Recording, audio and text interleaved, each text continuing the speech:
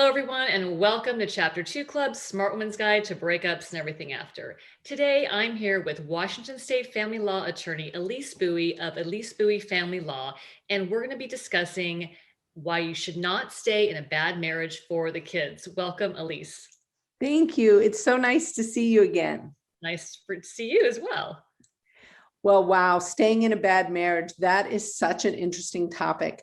I know for many people, you feel guilty leaving because you think to yourself, well, if this marriage is bad and then I leave, then I'm kind of leaving my children in this bad situation that they're going to have to deal with. And I think a lot of people make that mistake of feeling like, well, I just better stay and just wait it out. I mean, I talked with someone the other day, they're like, well, I only have 11 years left. And I thought, whoa, that's a long time. So when we think of staying in a bad marriage, I think it is important to think about what is being viewed by the children. I mean, what are the children seeing? So is your bad marriage, does it involve, emotional abuse? I mean, goodness gracious, if it involves any type of physical violence, I mean, that's a no-go. But I mean, emotional abuse is as insidious for children to see a couple where they're yelling at each other, they're making those, jabs at each other and saying snarky things 100 times a day.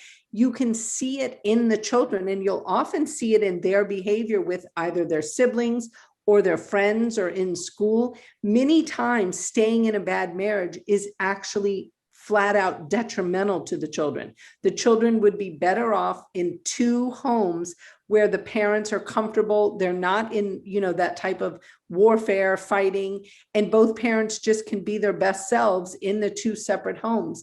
And so I think we have a lot of misconceptions about how we think staying in a bad marriage helps our children or somehow keeps things steady. So that's good for them. Children are very resilient and can handle the split. It is the conflict that harms children. So if children are living in a home filled with conflict, they are literally bathing in the thing that causes them psychological harm.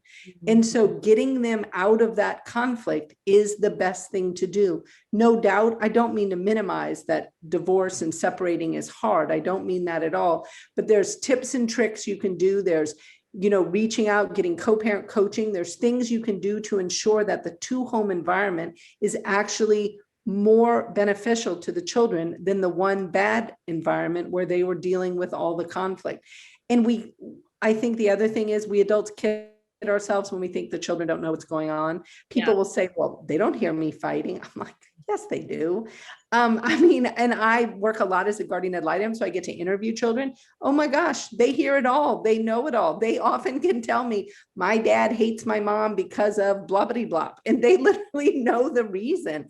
That's not good at all. Children need two strong, healthy parents who can respect each other as co-parents and move on. And that is what is going to help children be psychologically sound. And I mean, really, that's the end game in all of this. None of us want to harm our children.